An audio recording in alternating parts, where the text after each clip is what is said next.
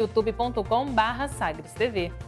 E Goiânia está entre as cidades que não têm uma lei sobre antenas para a implantação da rede de internet 5G e pode ficar sem os investimentos iniciais das teles. É sobre esse assunto que nós vamos conversar a partir de agora com o secretário-chefe da Governadoria, Adriano da Rocha Lima. Oi, secretário, muito bom dia. Bom dia aí a todos da Rádio Sagres. Agradecemos aqui a sua disponibilidade, o contato conosco na Sagres. Bem, secretário, então após este leilão que foi realizado aí há poucos dias da internet 5G no Brasil, como é que o governo aqui tem se preparado no estado? É o governo que já havia feito um trabalho lá na cidade de Rio Verde. Eu citei aqui na abertura da nossa conversa a respeito de Goiânia, né, uma situação que depende aí de uma legislação. Como que o estado tem se preparado para receber essa tecnologia 5G?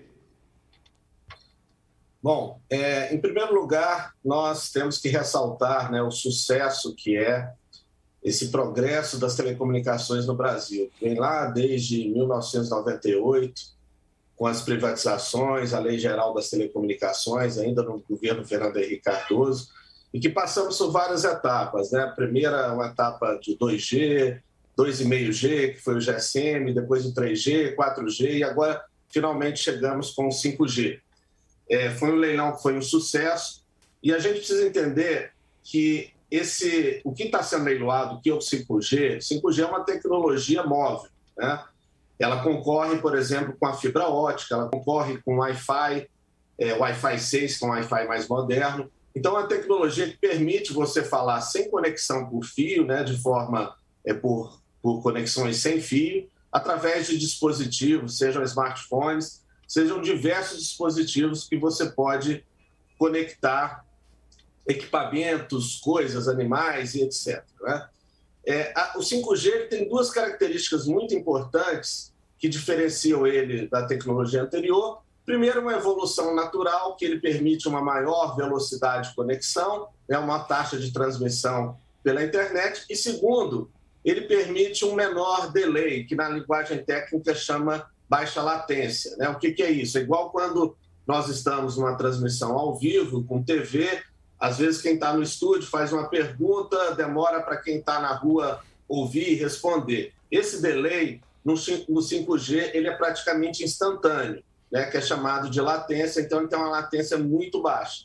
Isso permite com que nós tenhamos aplicações que precisam ter conexões instantâneas, igual alguém operar uma máquina à distância, um cirurgião fazer uma cirurgia num paciente, ele está numa cidade, o paciente em outra. Nós não podemos ter atraso entre um comando e a resposta desse comando. Então, o 5G, ele traz esse benefício. Mas ele é uma evolução natural, né? Igual nós estamos vendo o 4G, que vai continuar existindo, o 3G continua existindo também, nós temos agora o 5G. O leilão, ele foi um sucesso. Todas as operadoras principais adquiriram uma parte desse espectro de frequência, né?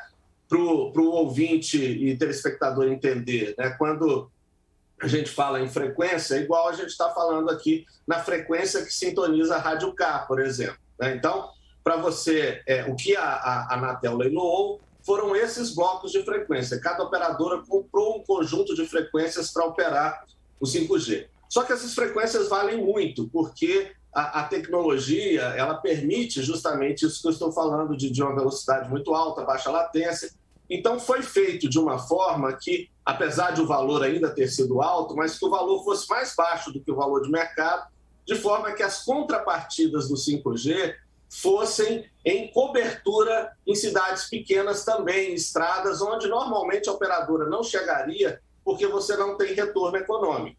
Então, essa foi uma característica, obviamente, esse tipo de metodologia já foi adotado antes, mas agora foi feito com a intensidade maior, valor muito mais baixo, para obrigar as operadoras a chegarem realmente com 5G em todas as localidades. Isso inclui, obviamente, toda a nossa zona rural do estado de Goiás. Então, quando a gente fala de legislação 5G, a gente tem que primeiro dizer o seguinte: isso não está restrito a Goiânia, é em qualquer cidade onde vamos ter uma estação rádio-base lá, que as pessoas costumam chamar de antenas, mas o nome correto é estação rádio-base, onde vai ser colocado o 5G. Agora, não existe legislação impeditiva. Se fosse assim, nós não teríamos nem 4G, nem 3G, não existe nada de especial no 5G para exigir uma legislação nova.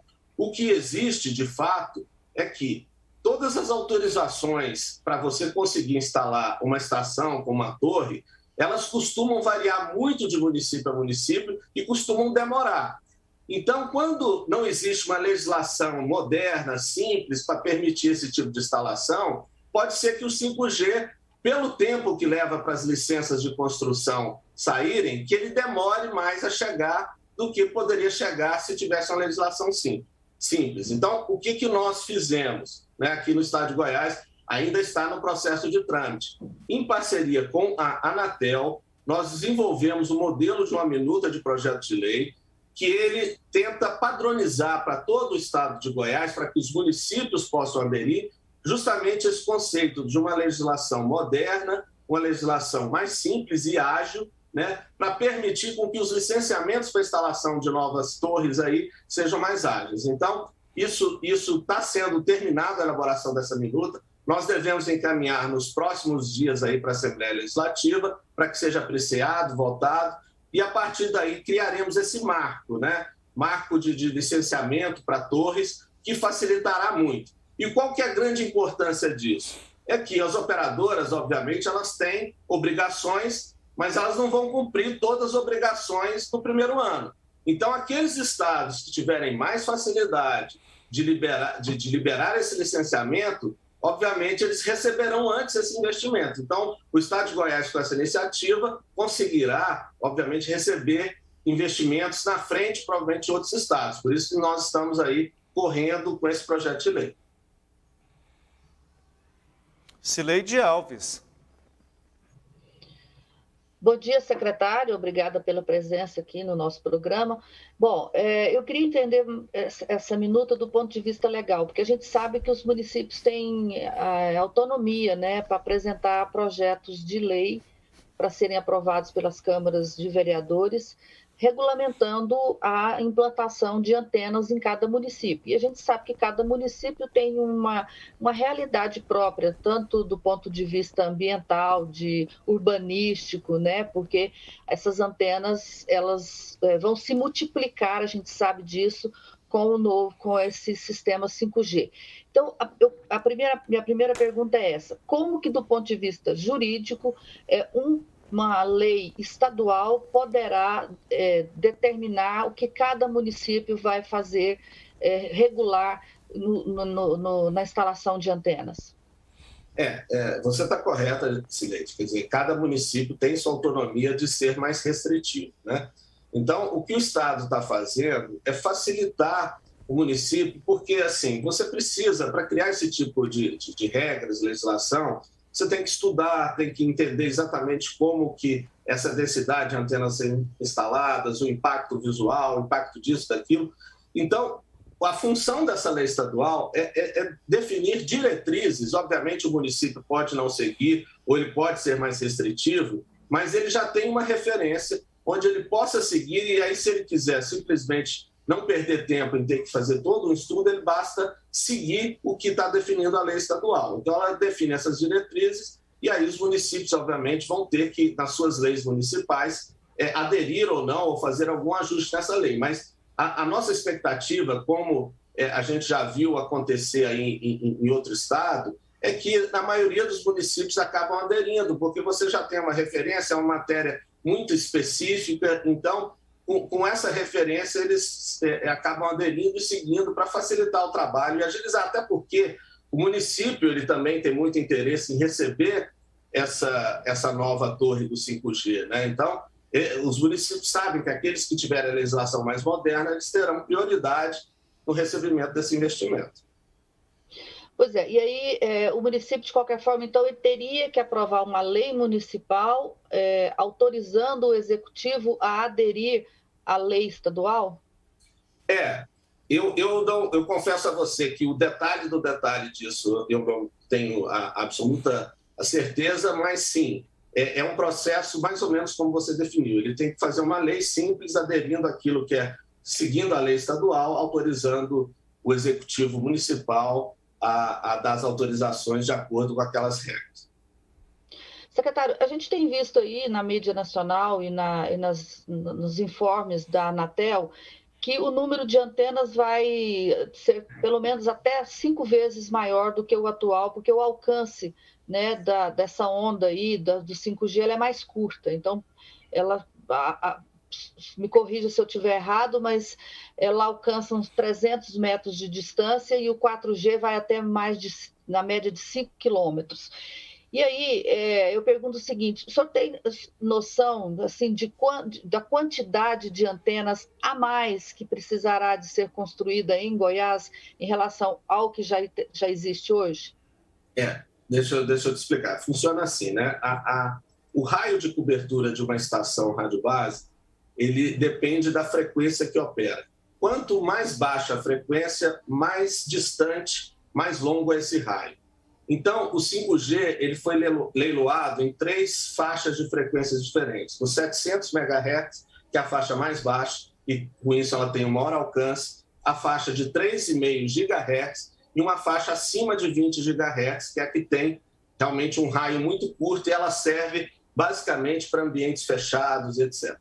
O 3G ele opera basicamente em 2,1 GHz. Então, de 2,1 para 3,5 não é uma diferença tão grande. Obviamente, o 3,5 GHz para o 5G ele é um pouco mais curto que o 2,1 do 4G, mas não é uma diferença tão grande. Mas nós tivemos também leiloadas as frequências de 700, que são as frequências mais baixas que existem hoje disponíveis, seja para 5G, para 4G, para operar. Essas sim, elas terão um alcance muito grande, igual às que operam nessa mesma faixa de frequência no 4G, né? E obviamente, um alcance maior do que aquilo que opera em 2,1 no 4G. Então, essa cobertura do 5G nas zonas rurais, ele será focado no 700 MHz.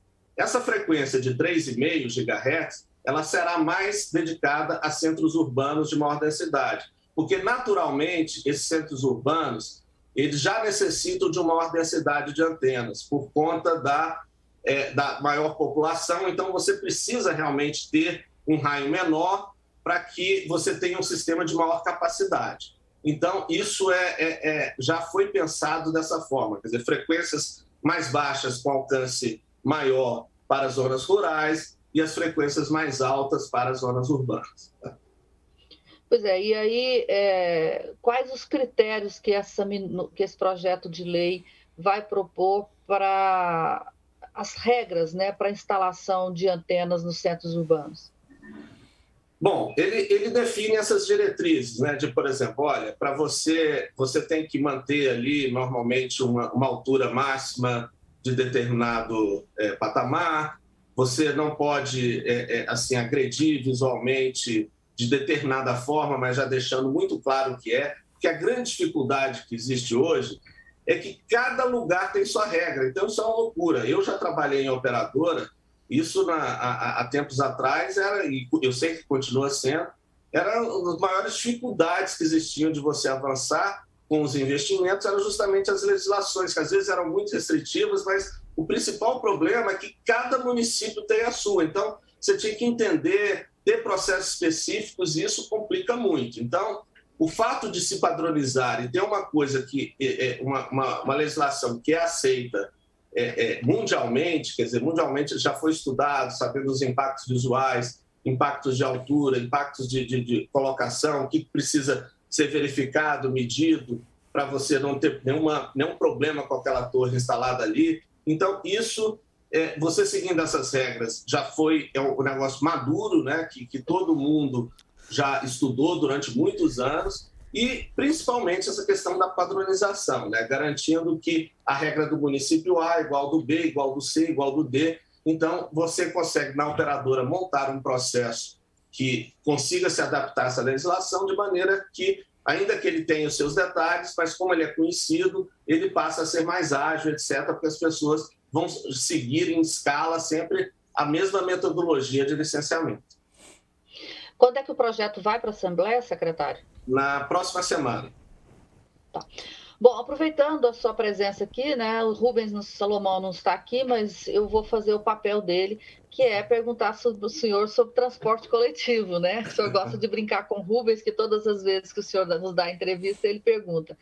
É que hoje o Sindicato das Empresas de Transporte está organizando uma entrevista coletiva e um dos problemas é a questão da tarifa, que já está há 2 anos congelada e eles já começam a fazer uma mobilização, e no caso de Goiânia foi prometido, né, pelo prefeito, um novo projeto de reestruturação do sistema.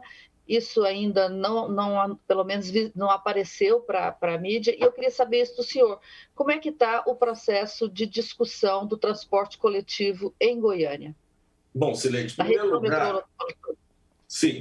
Em primeiro lugar, assim, nós, agora que passamos por uma pandemia, né, onde teve uma redução muito forte da demanda, né, principalmente em 2020, né, nós tivemos no início desse ano, e aí fizemos um acordo junto com o município de Goiânia, o município de Senador Canedo, e Goiás assumiu a conta de outros 18 municípios da região metropolitana e pagou essa conta numa ajuda emergencial às empresas de ônibus, que é exatamente como se fosse um subsídio. Quer dizer, nós não teríamos como repassar esse valor para a tarifa do usuário e tão poucas empresas teriam condições econômicas de sobreviver, uma vez que a tarifa foi mantida, a quantidade de passageiros reduzida drasticamente, e isso faz com que a receita caia muito. Então, essa ajuda emergencial foi feita.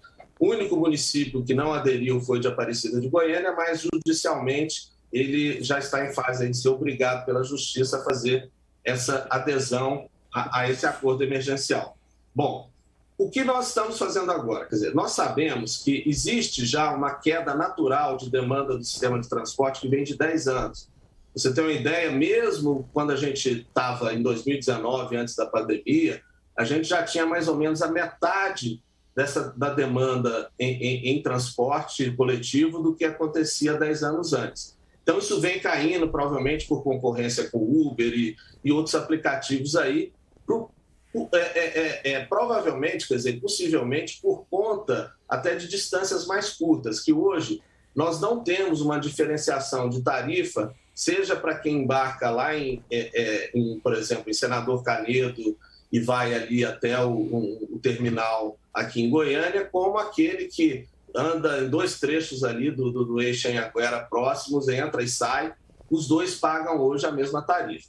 Então, isso é uma coisa que está sendo estudada para ver como que poderia ser implementada uma tarifa flexível, que já é usada em outros lugares do mundo, onde a partir da distância do trajeto você consegue cobrar tarifas diferenciadas. Obviamente, isso depende de tecnologia, não basta ter a vontade do legislador, né, e do executivo de fazer dessa forma, tem que ter tecnologia que permita. Felizmente, a rede metropolitana de transporte coletivo, em termos de tecnologia, ela é uma das mais modernas, se não for a mais moderna do país. Então, nesse ponto, a gente tem uma boa vantagem. Então, a gente está avançando com esse estudo. Nós estamos também estudando, junto com a Prefeitura de Goiânia, a remodelagem. Esse estudo que você ouviu da Prefeitura, ele está sendo feito em conjunto com o Estado, e aí provavelmente teremos que fazer adaptações legislativas, tanto na lei estadual quanto na lei municipal, para reformar o sistema de transportes. Os estudos técnicos ainda não terminaram, mas eles estão muito avançados, e eu acredito que ainda em novembro nós teremos a conclusão disso e, possivelmente, o envio de algum projeto de lei do Estado e do município para readequar e reestruturar esse sistema de transporte, seja no quesito governança, seja no quesito de como ele funciona para deixar ele mais moderno. E, obviamente, qualquer que seja a lei, e isso acontece no mundo inteiro, não há como você repassar ao usuário todo o custo necessário para você equilibrar esse sistema de forma econômica, né? Então, todos os lugares do mundo, sempre um sistema de transporte coletivo trabalha com algum nível de subsídio. E não será diferente aqui, né? Isso no passado acontecia o poder executivo, seja estadual ou municipal, repassar 100% dos custos para a tarifa do usuário. Nós sabemos que isso, ainda mais com a queda de demanda, não pode acontecer, não dá para acontecer, o usuário não suporta uma tarifa muito alta. Então, os governos, né, municipais e estaduais, eles precisam arcar realmente com parte desse custo para manter o sistema funcionando, sem que isso seja repassado para a tarifa. É o que a gente chama de tarifa técnica e tarifa de usuário. A tarifa técnica é aquela tarifa hipotética que seria cobrada caso fosse repassado para o usuário, é o quanto que deveria ser cobrado, e aquela que o usuário efetivamente paga. Então, certamente haverá essa diferença e o Estado e os municípios irão cobrir essa diferença de forma que a gente consiga manter uma tarifa mais justa ali para o usuário, perto da realidade econômica que vivemos, e, da mesma forma, manter o equilíbrio econômico de funcionamento do sistema de transportes. O senhor está falando aí desses estudos feitos pela Prefeitura de Goiânia e pelo Estado. E a Prefeitura de Aparecida de Goiânia, que também, né, tem boa parte desse sistema, ela não está participando? Olha, os municípios que hoje têm origem, né, no sistema de transportes são Goiânia, Aparecida e Senador Canedo. Todos os outros municípios que compõem a região metropolitana, eles são só passagem. Então, todos esses municípios, o Estado resolveu assumir o custo deles, menos aqueles que têm origem, onde os passageiros embarcam.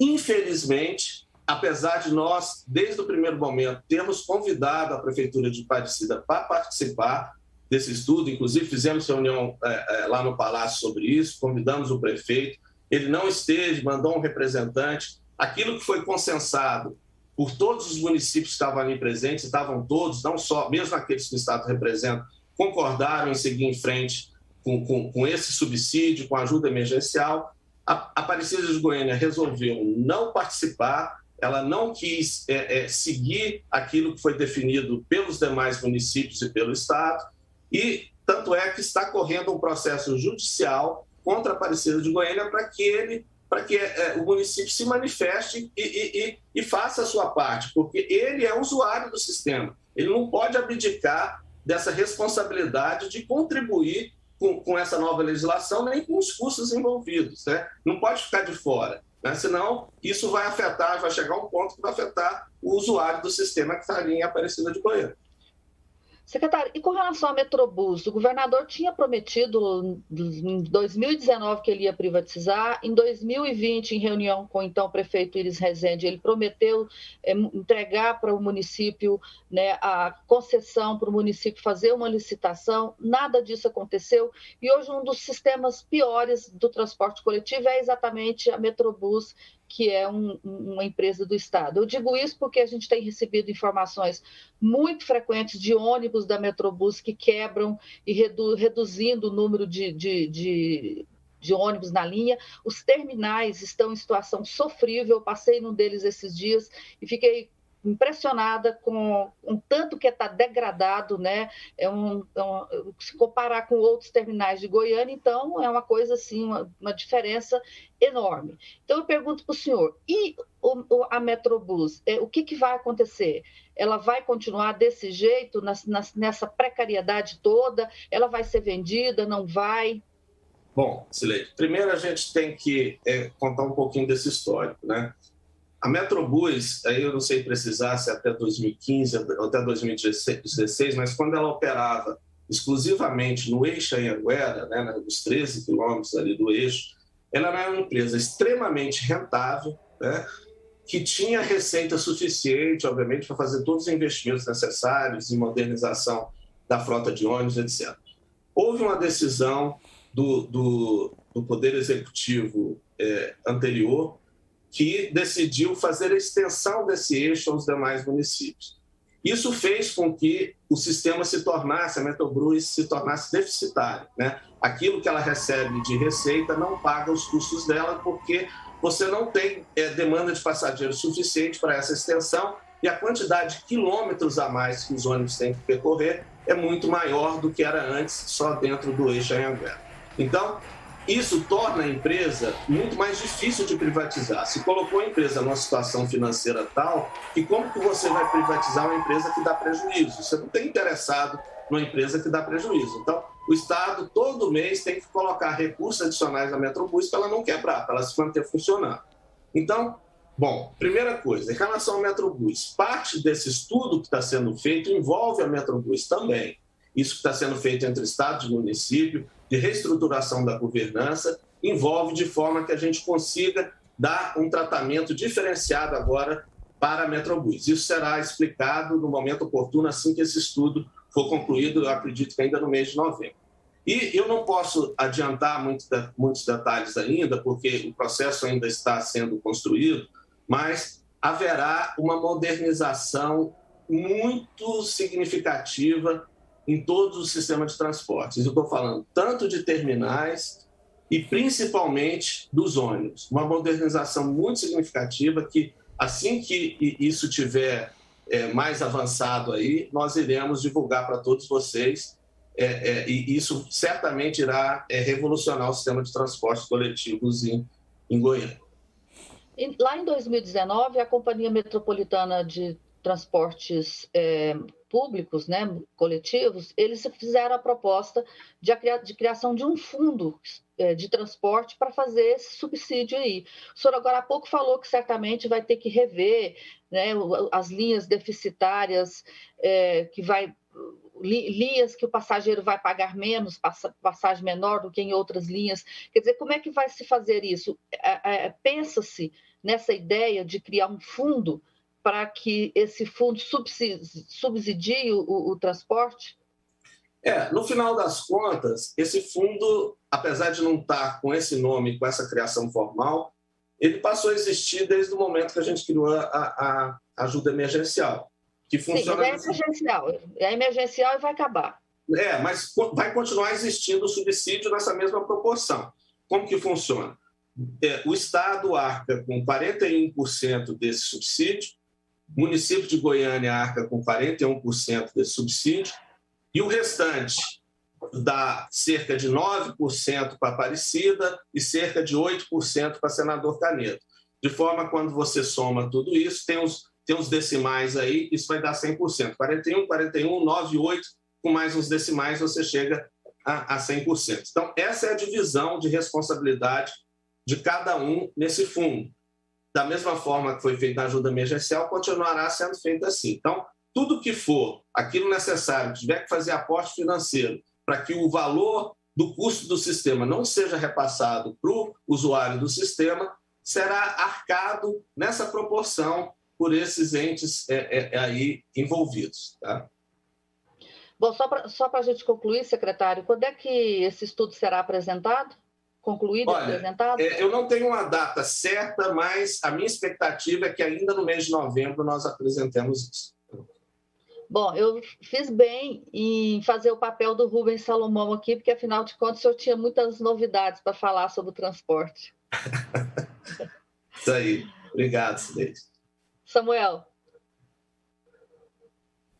Secretário, eu tenho duas dúvidas. Retomando a primeira pergunta que a Cileide fez sobre o transporte coletivo, quanto à questão tarifária, esse estudo deve ser concluído ainda esse ano, no sentido de evitar um novo aumento no início do ano que vem? Certamente nós não faremos aumento aí próximo de nenhuma tarifa do sistema de transporte. Tá? Então, o estudo é justamente nesse sentido. Agora, a definição clara, e aí vocês viram que eu coloquei outros elementos na mesa, como, por exemplo, tarifas flexíveis e tudo. Então, exatamente como funcionará esse cálculo, isso vai demorar um pouco mais para que a gente realmente chegue numa forma correta de como calcular essa tarifa técnica e etc. Mas, assim, o que está na premissa de tudo, na base de tudo isso não dá para repassar o custo do sistema integralmente para o usuário. O Estado e os municípios têm que contribuir com subsídio para que seja dado o equilíbrio econômico e, ao mesmo tempo, o usuário tenha uma tarifa mais acessível aí para poder utilizar o sistema. Então, agora, esse mecanismo detalhado de cálculo, etc., como vai ser feito, isso é bastante complexo, tá? O que envolve são muitas variáveis envolvidas e nós estamos justamente estudando para chegar a essa fórmula de como fazer esse cálculo aí, sabendo o que cabe aí a cada um de pagamento de valor, de forma a equilibrar o sistema.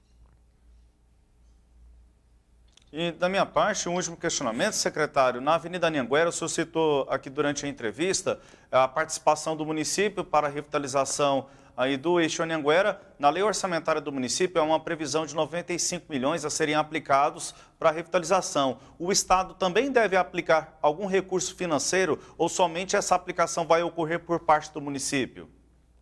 Não, no caso das vias públicas, isso cabe exclusivamente ao município. Se a via estiver em Goiânia, o município de Goiânia; se a via estiver em outro município, no município específico. Então, o eixo Anhanguera, ele realmente tem uma degradação muito grande do asfalto ali, e é uma degradação profunda, né? Ela não é superficial, então não adianta exclusivamente um tratamento de tapa-buracos, ainda que possa ser feito para amenizar, mas ele dura muito pouco e certamente não resolve o problema. Isso é outra coisa que impacta, obviamente, muito os ônibus, porque a trepidação é tal que os ônibus acabam tendo uma taxa de defeitos muito maior do que se aquilo tivesse um pavimento liso, né? Então, a prefeitura já se comprometeu a fazer isso, como você mesmo disse, já está no orçamento, e ele é justamente esse valor alto aí, porque ele é um trabalho bastante profundo, um trabalho em toda a via, onde você tem que realmente descer lá em camadas mais baixas ali do asfalto para recompor. Eu acredito que em partes dele, se não for integralmente, será inclusive de concreto, para que a gente tenha maior resistência e não tenha que, no futuro próximo, ter que intervir novamente. Mas, obviamente, isso aqui eu estou dando uma opinião, talvez ali um pouco até como engenheiro, mas, assim, a resposta específica disso cabe ao município, a responsabilidade é dele também. Como eles irão executar isso, eles têm competência suficiente para definir exatamente como deve ser feito isso aí e em que prazo, etc. Vocês sugiro fazer essa pergunta diretamente para o município. Tá certo. Secretário, muito obrigado pela entrevista aqui à Sagres. Um bom dia ao senhor. Até uma próxima oportunidade. Bom dia a todos aí, ouvintes da Rádio Sagres. Bom dia aí a todos vocês.